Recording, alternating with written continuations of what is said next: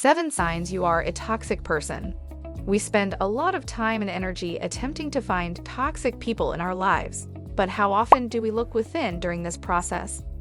The fact is that even the greatest among us may engage in poisonous habits or routines without even realizing it.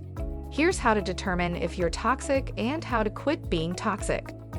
We highly recommend you watch this video till the end, because by the end of this video, you'll know exactly whether you are one of them and what you can do to avoid it. So let's get started. 1. People feel bad about themselves after spending time with you.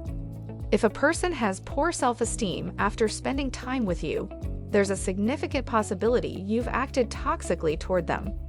Of course, you can't know what's going on inside someone's thoughts, but if you notice their body language becoming more closed off and unpleasant, they're undoubtedly experiencing bad emotions.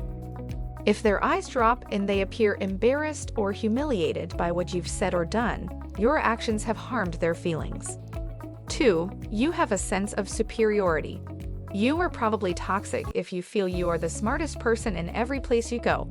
Toxic people have a need to be better than everyone else and carry a superiority complex with them everywhere they go. 3. You consider compassion to be a sign of weakness.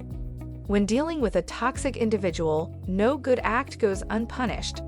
People's kindness is interpreted as a sign of their weakness, and you will enthusiastically strive to take advantage of every chance that presents itself. 4. Friends and family don't tell you about their success. Every promotion, engagement, anniversary, or other events you've heard about appears to have been passed around by everyone else before you found out about it. To make matters worse, you are never invited to any of the celebrations. Before you interpret it as a personal vendetta against you, consider how many times others have come to you for good news. What was your reaction at the time? Did you congratulate them and express your joy for their happiness? Or did you dismiss it as luck or devalue their accomplishment in any other way? 5. You enjoyed embarrassing people. Rather than pulling someone aside for a private talk, you address humiliating topics in public in order to appear good in front of an audience. You may seem to be kidding, but hurting someone in public is not a joke. People recognize it for what it is: toxic conduct. 6.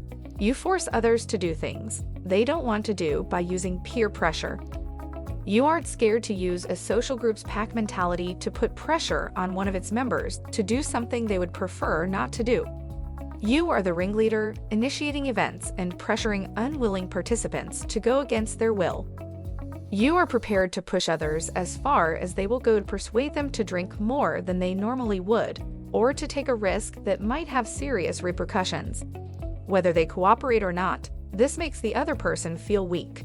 7. You're far too competitive. To you, everything is a competition, and you must win or you will become angry and grumpy.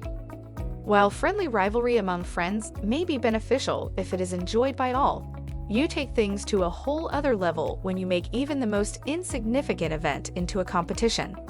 Unless all of your friends are hyper-competitive, you are likely to annoy people who want to enjoy themselves rather than compete with you and others. When everything becomes a competition, it may deplete the energy of others. How to refrain from being toxic. So you've analyzed yourself and determined, much to your regret, that you are toxic and must take action. Following that, because you now know exactly what acts make you toxic, practice new behaviors until they become habitual. It may be beneficial to keep a log of your interactions so that you may reflect on them afterward. Hope this video helped you. Thanks for watching.